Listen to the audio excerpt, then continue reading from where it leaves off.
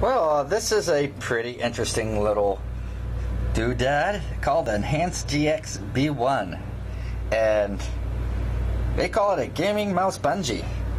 And there it is. There's a little tab, a little switch on the bottom where you can actually turn on and off the lights. This is an old tech top. I've had it for like 8 months, and it's always lit. And it kind of clashes with the color schemes. But it's nice that this does have an on-off switch, because unlike this, if you don't want to see the lighting at the night, you can turn it off. Unlike this mouse where it's always on. And for all intents and purposes, they may call it a gaming mouse bungee, and it certainly works like that, but it's basically a 3-port extender. I've got a little flash card in there, and there's 2 ports on the front, port on the side where the mouse is plugged in, and another port on that side.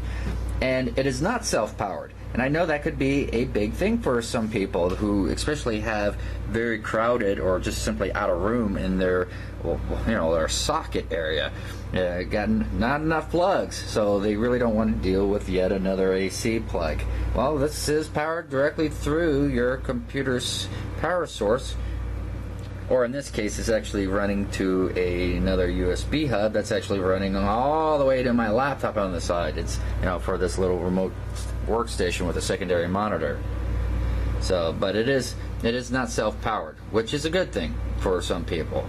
It is USB 2, not USB 3, but it is USB 2. I tested it through my little flash card there. Almost 480 megabits per second.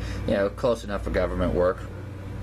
And I did that on all 4 ports, and all 4 ports work. Of course, I have it on that side, but I can have the mouse plugged in front if I want. That would be the main thing, is that it does save on cord tangle and all that. I don't have all that cord all kind of tangled up and what have you, and I can just go back there and wire, coil it up and what have you, make it nice and neat. And as you can see, there you go. Now, I'm sure this works just fine with smooth gaming cords. However, I will go ahead and say that you probably best with the braided one, simply because it does give you that extra little grip in the arm there. And so, but yeah, it's pretty cool. The ports themselves are actually rather tight, meaning that it's not a one-handed operation, and they are right there on the table surface, so that's probably something you want to consider when looking at your workstation landscape, and make sure you've got room for things to stick out like that if you need to. And they have little independent lights that light up to show you which port is in use. It looks like both of them in use. Actually, no, you probably can tell that actually only one light is lit. It's just bleed through on the other. So it's, if they're both plugged into something, then both lights will light up, and it's quite distinctive. But that is just bleed through that we're seeing.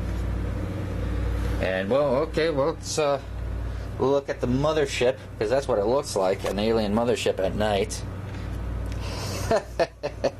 Yeah, it doesn't really work with the mouse. It's kind of clashes, but by itself it looks really cool, especially if you got something like plugged in all of them. You got the little red lights going. Yeah, so that is pretty cool. So yeah, it's, all intents and purposes, it's a 3-port hub extender with a really cool additional function to it. So I dig it. I'm going to have to probably get another mouse, though. The color changing scheme just kind of doesn't match with that.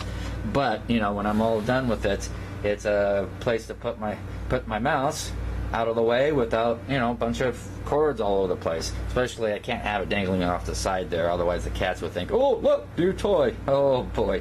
Alright, you guys have yourself a great one.